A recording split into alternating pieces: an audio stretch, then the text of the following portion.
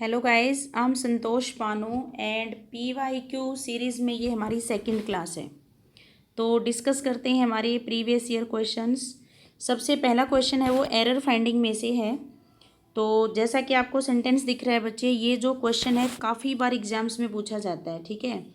तो यहाँ पर जो वर्ब दे रखी है, the river has overflown its banks, और ये जो आपको सीखना है वो सीखना है वर्ब के फॉर्म्स के जो हमारे कन्फ्यूजिंग पेयर होते हैं। सबसे पहले हमारी एक वर्ब होती है फ्लाई। फ्लाई का मतलब होता है उड़ना, तो आगे वाले फॉर्म बनते हैं फ्ल्यू और फ्लोन। ये हमारे 3 फॉर्म बनते हैं। एक हमारी वर्ब होती है फ्लो। फ्लो का मतलब होता है बहना। फ्लो का मतलब होता है बच्चों बहना। तो आगे वाले फॉर्म क्या बनते हैं जब हम ईडी और ईडी लगाते हैं। Clear.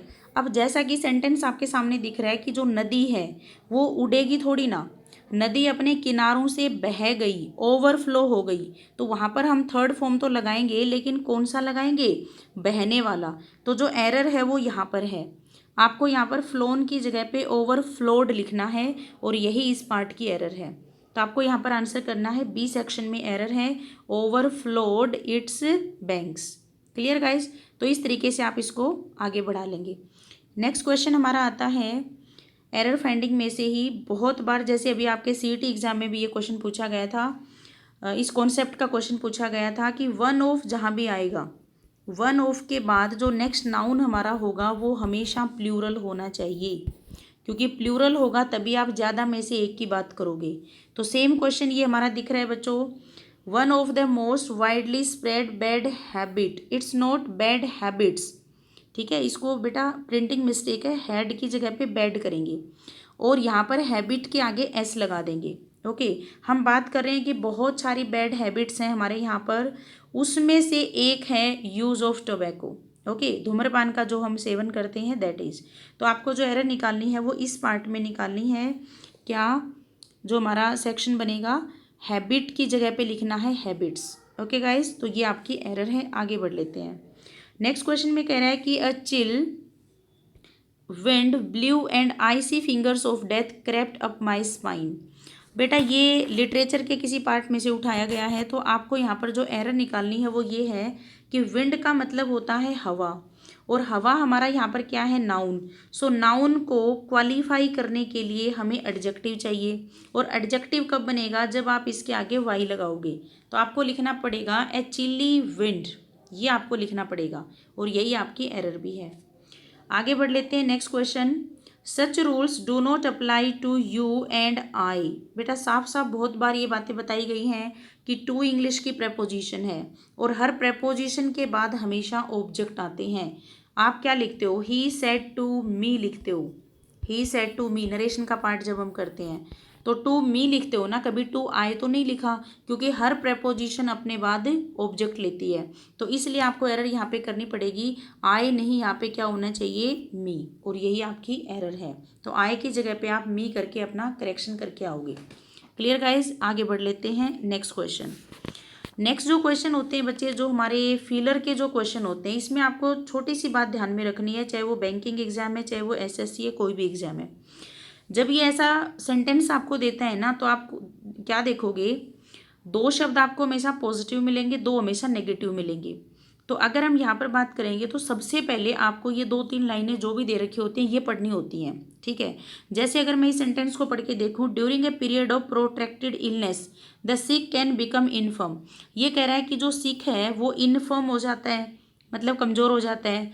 Both the strength to work and many of the specific skills that were once possessed.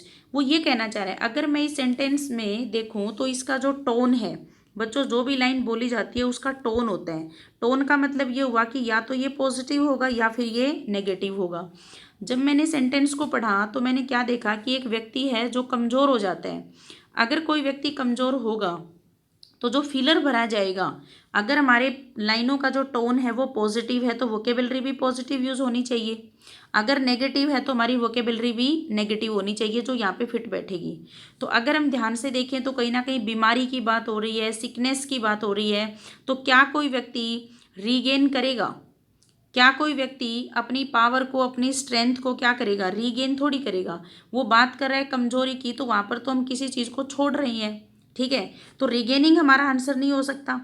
ठीक है, परसुइंग का मतलब ही नहीं है, क्योंकि अगला कोई बीमार है, लंबी बीमारी से वो सफ़र कर रहा है। ठीक है, डिनाई आपका वैसे ही हट जाते हैं, क्योंकि डिनाई का मतलब होता है एक्शन के होने के बाद मना करना। सबसे पहले जैसे चोर चोरी करता है, उसके बाद वो मना करता है, the thief denied the charges, क्योंकि पहले चोरी करेगा उसके बाद मना करेगा। रिफ्यूज़ और डिनाई में यही तो डिफरेंस है बच्चों। रिफ्यूज़ का मतलब होता है एक्शन के होने से पहले मना करना। जैसे मैं ये कहूँ कि he refuse to help me, उसने मेरी मदद करने से मना कर दिया, मदद करी थोड़ी ना थी, करने से पहले ही मना कर दिया। ओके, तो ये कभी किसी और सेशन में जब क्वेश्चंस आएंगे तो मैं आपको ये करवा दूंगी। आपको यहाँ पर करेक्ट आंसर करके आना है losing. Losing both the strength to work hard, जो काम करने की उसके अंदर जो पावर थी उसको, और जो स्पेसिफिक स्किल्स थी उसके पास जो पहले होती थी उनको वो क्या कर देता है, खो देता है। तो ये हमारा आंसर होना चाहिए था। आगे बढ़ लेते हैं। The members of the religious sect ostracized the who had abandon their faith. अगर मैं इस सेंटेंस की बात करूँ बच्चों, सेक्ट हमारा होता है वर्ग, रिलीजियस जो वर्ग है वो क्या कर देता है, बाहर निकाल देता है। किन को, who had abandon their faith, जिन्होंने अपने फेथ को, ट्रस्ट को क्या कर दिया है, छोड़ दिया है, त्याग दिया है। अबेंडन का मतलब होता है छोड़ देना, त्याग देना। फनी वे में मैंने बच्चों को ऐसे याद करवाया था इसको कि अब बंधन छोड़ दो, आपके ऊपर जो बंधन लगे हैं उनको छोड़ दो, अब बंधन छोड़ दो। ठीक है, तो यहाँ पर कोवार्ड तो नहीं हो सकता बेटा, हटा दो इसको। लिटिगेंट का मतलब ही नहीं है, सप्लाइंट का मतलब ही नहीं है। रिक्रेंट कौन होता है, रेक्रिएंट कौन होता है, जो अपना विश्वास जो है उसको बदल लेता है। जैसे पहले आप किसी और धर्म को मानते थे, अब आपने वो धर्म छोड़ दिया, अब आप दूसरे की तरफ चले गए। ठीक है, जैसे अपने पॉलिटिक्स में भी दल बदलते रहते हैं लोग। ठीक है, ठीक वैसे ही तो रेक्रिएंट वो व्यक्ति होता है जिसने एक फेथ को छोड़ दिया है और वो दूसरे में चला गया है। तो रिलीजियस जो सेक्ट के जो मेंबर्स हैं उन्होंने उनको बाहर निकाल दिया, कौन से, जिन्होंने अपना धर्म या जो भी फेथ था उसको छोड़ दिया था। तो इस तरीके से आपको आंसर करना पड़ेगा यहाँ पे सी। नेक्स्ट जो क्वेश्चन है बच्चे वो है would you mind the sweet case sir. तो अगर हम यहाँ पर देखें तो बहुत ही अच्छा क्वेश्चन है, बार बार मैंने आपको बताया है। मैंने इंग्लिश में आपको एक कहानी सुनाई है बच्चों कि ये वर्ब हमेशा ही जेरेंड लेती है। जेरेंड मतलब सबसे पहले ये फाइनाइट वर्ब बनेगी, ठीक है, और इनफाइनाइट वर्ब के बाद नेक्स्ट हमेशा आपको आईएनजी लगाना है। क्लियर, तो ये जो आईएनजी होगा ये जेरेंड होगा। जैसे मैंने आपको पढ़ाया था कि कीप स्माइलिंग लिखते हो आप हमेशा, क्योंकि कीप वर्ब हमेशा आगे जेरेंड को लेता है। तो मैंने 30-35 वर्ब को इकट्ठा करके एक कहानी बना रखी है, उसमें यही कहानी है। माइंड शब्द वहाँ पे यूज होता है, ठीक है, और माइंड के बाद हमेशा जेरेंड लगाओगे तो ये ओपनिंग हो जाएगा। ठीक है, जो बच्चे मेरे से पहले से पढ़ रहे हैं तो उनको तो देखते ये क्वेश्चन सोल्व हो गया होगा। आगे बढ़ लेते हैं next question. When she her parents her eyes were full of tears. यहाँ पर एक फिक्स प्रेपोजिशन होती है हमारी, एक हमारी होती है पार्ट फ्रोम और एक हमारा होता है पार्ट विद। दोनों में डिफरेंस क्या है? पार्ट फ्रोम हम जब लगाते हैं जब हम किसी पर्सन की बात करते हैं, व्यक्तियों से अलग होना। विद हम जब लगाते हैं जब हम चीज़ों की बात करते हैं, समथिंग से अलग होना। ठीक है, जैसे मैं ये कहूँ कि वह अपने मोबाइल से अलग नहीं हो सकता, he can not part with his mobile. एक कंजूस आदमी पैसे से अलग नहीं हो सकता, a miser can not part with money. So money, mobile, यहाँ पर हम बात कर रहे हैं चीज़ों की, और चीज़ों के लिए क्या लगता है? विद। साफ साफ सेंटेंस में देखिए कि हर पेरेंट्स लिखा हुआ है, पेरेंट्स यहाँ पर क्या है? पर्सन है, और पर्सन के लिए हमेशा क्या लगता है? फ्रॉम। तो आपका करेक्ट आंसर यहाँ पे हो जाता है from. Are you getting guys? तो आपका यहाँ पर सही आंसर हो जाएगा फ्रॉम, कि लड़की की आंखों में आंसू थे जब वो अपने पेरेंट्स से अलग हो रही थी। नेक्स्ट हमारा रहा he went to oblige his superior. अगर हम यहाँ पर बात करें कि वो सुपीरियर की आज्ञा का उसने पालन किया, तो यहाँ पर अगर हम बात करेंगे तो यहाँ पर on his way, in his way, with his way कोई भी ठीक नहीं बैठेगा। आपको यहाँ पर करना पड़ेगा आउट ऑफ हिज वे, कि जो उसका रूटीन था, कहने का मतलब जो उसके सिद्धांत थे वो उनके भी बाहर गई। क्या करने के लिए? To oblige his superior. तो आपको यहाँ पर आंसर करना है बेटा बी। आगे बढ़ लेते हैं नेक्स्ट क्वेश्चन। यहाँ पर कुछ ईडियम्स को अंडरलाइन किया गया है, आपको उसका मतलब बनाना है, बहुत ही ईजी है। For any group work to be successful it is important that everyone is on the same page. Same page पे होने का क्या मतलब है? आप भी वैसा ही सोच रहे हो जो सामने वाला सोच रहा है। क्लियर, अगर किसी पेज पे लिखा होगा तो आप भी उस मौके पे वही विचार बना रहे होगे जो उस पेज में लिखा है। अगर उसी बुक को कोई दूसरा व्यक्ति पढ़ेगा तो वो भी वही सोच रहा होगा। तो इस फ्रेज का मतलब होता है things in a similar way. Okay guys, तो ये कह रहा है कि किसी भी ग्रुप में जब हम काम करते हैं तो उसकी सक्सेसफुल डिसाइड होती है कहाँ से, कि सारे लोग एक जैसा सोचते हैं। बिल्कुल सही बात भी है ये।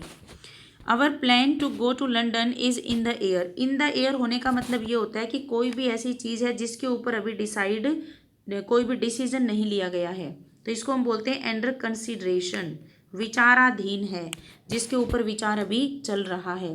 तो सर्टेन, अप्रूवल, ये सारे आप यहाँ पे काट देना, ठीक है। हवा में होने का मतलब ये है उसको भी बेस नहीं मिला है, मतलब उसके ऊपर विचार चल रहा है। पॉजिटिव रिजल्ट भी आ सकता है, नेगेटिव भी आ सकता है। नेक्स्ट हमारा जो फ्रेज दिख रही है बच्चों वो ये है, my efforts eight pest control went in when. मेरे जो एफर्ट्स थे पेस्ट कंट्रोल को करने के वो खराब चले गई, व्यर्थ हो गई। I have to go back to the drawing board. तो ड्राइंग बोर्ड पे जाने का ये मतलब है कि दोबारा से किसी काम को करना, यानी कि वापस से प्लान बनाना किसी भी चीज़ की, क्योंकि साफ साफ सेंटेंस में लिखा है कि बेकार हो गई। कोई भी चीज़ अगर बेकार हो जाएगी तो आपको उसके ऊपर रीथिंक करना पड़ेगा, रीप्लान करना पड़ेगा। तो इसलिए आपका आंसर यहाँ पर हो जाता है बच्चों ए। तो ये थे बच्चे हमारे आपके आज के क्वेश्चंस। आई होप कि आपको इससे कुछ फ़ायदा मिलेगा। मैं बहुत ही हेक्टिक स्केड्यूल में से 10-15 मिनट आपके लिए निकाल पा रही हूँ बच्चों, तो मन लगा करके इनको करें। और इस टाइप के क्वेश्चन ही आपके पूछे जाते हैं। प्रीवियस पेपर करना इसलिए ज़रूरी होता है क्योंकि काफ़ी सारा हिंट आपको मिल जाता है पेपर सोल्व करने का, ठीक है। और कई बार तो question as it is revise भी हो जाते हैं।